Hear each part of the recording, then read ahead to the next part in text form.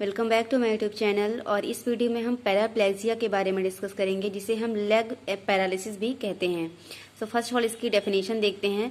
Paraplegia is a spinal injury characterized by paralysis और loss of sensory function in lower extremities. ठीक है, यह एक प्रकार की स्पाइनल इंजरी होती है। ठीक है, जिसमें क्या होता है, जो लोअर एक्सट्रीमिटीज होती हैं उनमें पैरालाइज हो जाता है। ठीक है, और लॉस ऑफ सेंसरी, उनके जो सेंसरी फंक्शन होते हैं उनमें लॉस आ जाता है। ठीक है, उसे हम बोलते हैं paraplegia.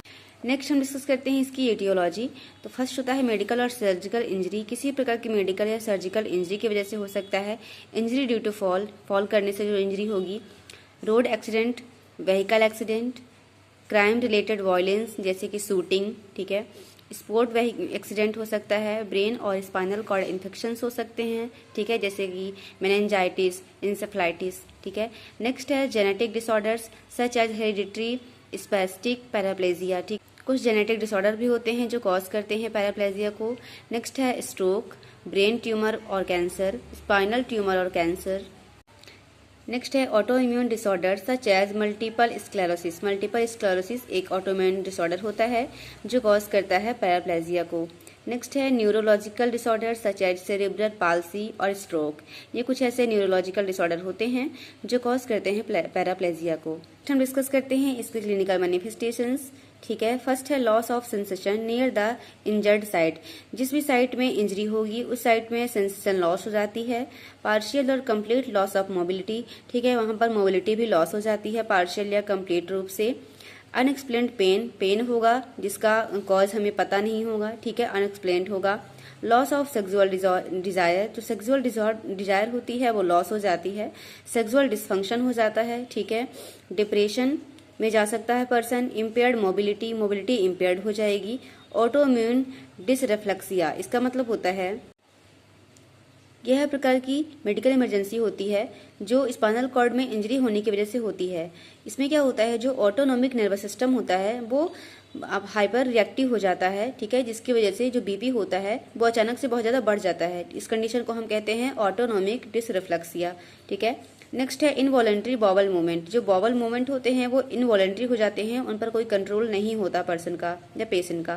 Phantom sensation in the lower part of body. Phantom sensation का मतलब होता है में जो पर्सन होता है उसे ऐसा लगता है जैसे कि मेरे दोनों पैरों में सेंसेशन हो रही है, उसे ऐसा फील होता है। ये मेनली जो ऐसे पर्सन में होता है जिन पर्सन में उनके हाथ या पैर या कोई भी एक्सट्रीमिटीज को अगर एम्पुटेट कर दिया जाता है तो उन्हें ऐसा लगता है कि वो पैर या वो हाथ वो अभी भी प्रेजेंट है और उसमें सेंसेशन हो रही है।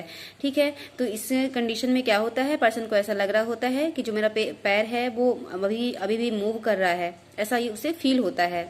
ठीक है, skin related problem such as bed sore. ठीक है, इसमें क्या होगा, पर्सन को स्किन रिलेटेड प्रॉब्लम्स होगी जैसे कि बेड सोर हो सकता है। नेक्स्ट हम डिस्कस करते हैं पैराप्लेजिया की पैथोफिजियोलॉजी, जिसमें क्या होगा, सबसे पहले loss of oxygen to brain and spinal cord. किसी भी रीजन की वजह से क्या होगा, अगर ऑक्सीजन ब्रेन और स्पाइनल कॉर्ड में नहीं पहुंच पाएगी या डायरेक्ट ट्रॉमा हो जाता है कोई। ठीक है, उसकी वजह से क्या होगा, जो बोनी फ्रेगमेंट्स हैं वो कंप्रेस हो जाएंगे। जब वो कंप्रेस होंगे तो ब्लड वेसल भी कंप्रेस हो जाएंगी। और यहाँ क्या है, ब्रेन एंड स्पाइनल डिसऑर्डर, किसी भी डिसऑर्डर की वजह से जैसे कि मेनिंजाइटिस हो गया, इंसेफ्लाइटिस हो गया, उन डिसऑर्डर की वजह से क्या होगा, destruction of spinal cord parenchyma.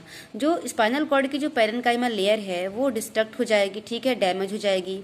ठीक है, जिससे क्या होगा, जो स्पाइनल कॉर्ड की जो इंजरी आर्टरीज हैं, स्पाइनल आर्टरीज, वो भी डैमेज हो जाएंगी। जब आर्टरीज डैमेज होंगी तो क्या होगा, जो ऑक्सीजन और ब्लड की सप्लाई है वो भी अब्रप्ट हो जाएगी, यानी कि प्रॉपर ऑक्सीजन और ब्लड की सप्लाई नहीं होगी। और कैसी कंडीशन क्रिएट हो जाएगी, इश्चेमिक कंडीशन, यानी कि जब वहाँ पर ऑक्सीजन प्रेजेंट नहीं होती वो ऑर्गन क्या हो जाता है, इश्चेमिक हो जाता है। तो वहाँ पर क्या होगी, इश्चेमिया की कंडीशन क्रिएट हो जाएगी। और loss of spinal cord function. ठीक है, जो स्पाइनल कॉर्ड का जो फंक्शन है वो भी लॉस हो जाएगा, और जो लॉस सेंसरी फंक्शन है लोअर एक्सट्रीमिटीज के वो भी लॉस हो जाएंगे। ठीक है, तो ये है पैथोफिजियोलॉजी पैराप्लेजिया। नेक्स्ट हम डिस्कस करते हैं इसके डायग्नोस्टिक इवेल्युएशन को। तो फर्स्ट है हिस्ट्री कलेक्शन। हम हिस्ट्री कलेक्ट करेंगे किसी भी अगर किसी भी डिसऑर्डर की वजह से हो रहा है या ट्रॉमा की वजह से हो रहा है। ठीक है, या अदर कोई हिस्ट्री रही है डिसीज की तो सारी हिस्ट्री हम कलेक्ट करेंगे। फिजिकल एग्जामिनेशन करेंगे, ठीक है, इंजरी साइट देखेंगे, ठीक है, प्रॉपर फिजिकल एग्जामिनेशन करना है। X ray to identify spinal tumour और फ्रैक्चर, एक्सरे परफॉर्म करेंगे ताकि हमें पता चल सके कि कोई स्पाइनल ट्यूमर तो नहीं है या फ्रैक्चर तो नहीं है, ठीक है। CT scan to better identify severity of injury, CT scan कर सकते हैं ताकि हमें सीवियरिटी ऑफ इंजरी की बेटर आइडेंटिफिकेशन कर सकें।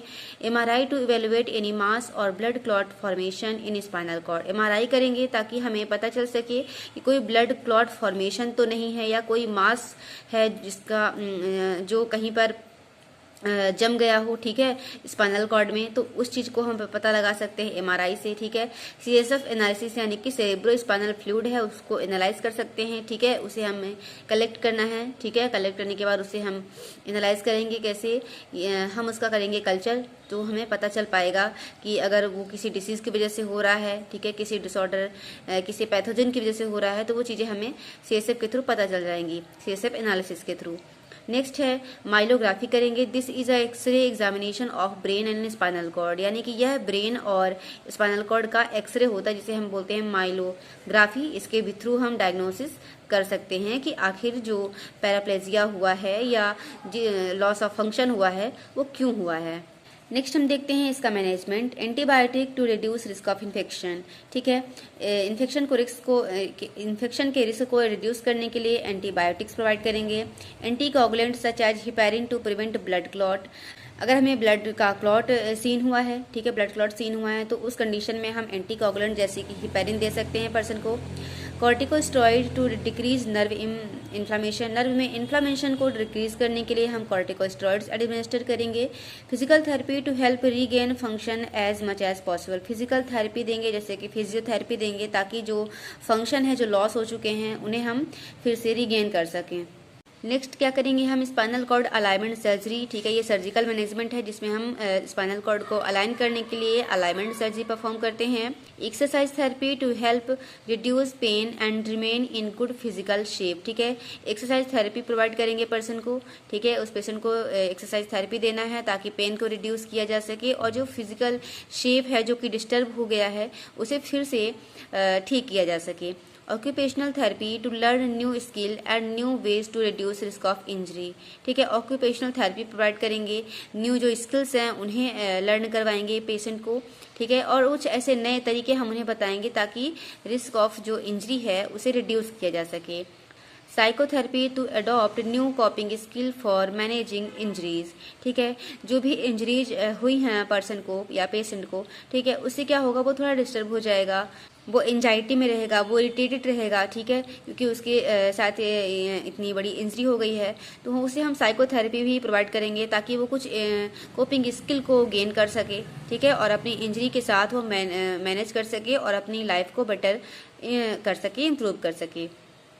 नेक्स्ट हम डिस्कस करते हैं इसका कॉम्प्लिकेशन। तो फर्स्ट है सर्कुलेशन डिसऑर्डर, ठीक है, सर्कुलेटरी डिसऑर्डर हो सकता है, ठीक है, अगर ब्लड क्लॉट है तो वहाँ पर सर्कुलेशन डिस्टर्ब हो सकता है, तो इस प्रकार से कुछ सर्कुलेटरी डिसऑर्डर्स हो सकते हैं। बॉवेल एंड ब्लैडर इनकॉन्टिनेंस हो सकता है, यानी कि बॉवेल और जो ब्लैडर हैबिट है उसमें उसका कंट्रोल खो सकता है वो, ठीक है। नेक्स्ट है डिप्रेशन में जा सकता है पर्सन, ठीक है, प्रेशर सोर हो सकते हैं, ठीक है, अगर पर्सन जो है वो हॉस्पिटलाइज्ड है प्रोलॉन्ग टाइम से तो उससे प्रेशर सोर भी हो सकते हैं, ठीक है, क्योंकि पर्सन को इंजरी हो गई है तो इंजरी की वजह से वो अपनी पोजीशन को बार बार चेंज नहीं कर पाएगा, ठीक है, तो उसे प्रेशर सोर होने के चांसेस रहेंगे। ऑटोनोमिक डिसरिफ्लेक्सिया, जैसे कि अभी मैंने आपको इसका मतलब बताया है कि ऑटोनोमिक डिसरिफ्लेक्सिया में क्या होता है, it is a dangerous clinical syndrome characterized by sudden onset of excessive high blood pressure and experiencing pain और discomfort below the level of spinal cord injury, यानी कि जहां पर भी स्पाइनल कॉर्ड इंजरी हुई है तो वहां पर उसे क्या होगा, सीवियर पेन फील करेगा, डिस्कम्फर्ट फील करेगा और जो बीपी होगा वो हाई रहेगा, ठीक है, और ये एक इमरजेंसी कंडीशन होती है ऑटोनोमिक डिसरिफ्लेक्सिया। नेक्स्ट है इम्पोर्टेंस। इम्पोर्टेंस का मतलब क्या होता है? A sexual disorder of male that causes inability to achieve an erection और ऑर्गेजम। ठीक है, ये एक सेक्सुअल डिसऑर्डर होता है जो कि ये मेल में होता है। ठीक है, इसमें क्या होता है, जो पर्सन होता है वो एनेबल होता है, यानी कि इरेक्शन को अचीव करने में या ऑर्गेजम को अचीव करने वो एनेबल रहता है। ठीक है, इसे हम बोलते हैं इम्पोर्टेंस। नेक्स्ट है थ्रोम्बोसिस। थ्रोम्बोसिस फॉर्म हो सकता है, ठीक है, जो कि एक सर्कुलेटरी डिसऑर्डर ही है। इस वीडियो में इतना ही। नेक्स्ट वीडियो में हम हेमीप्लेजिया के बारे में डिस्कस करेंगे। तो ऐसे ही इंटरेस्टिंग वीडियो को पाने के लिए आप मेरे चैनल को सब्सक्राइब करें, और मैं अपनी वीडियो में क्या सुधार ला सकती हूँ, ठीक है, जो भी इम्प्रूवमेंट मुझे लाना है, प्लीज़ आप मुझे कमेंट करें। Thank you.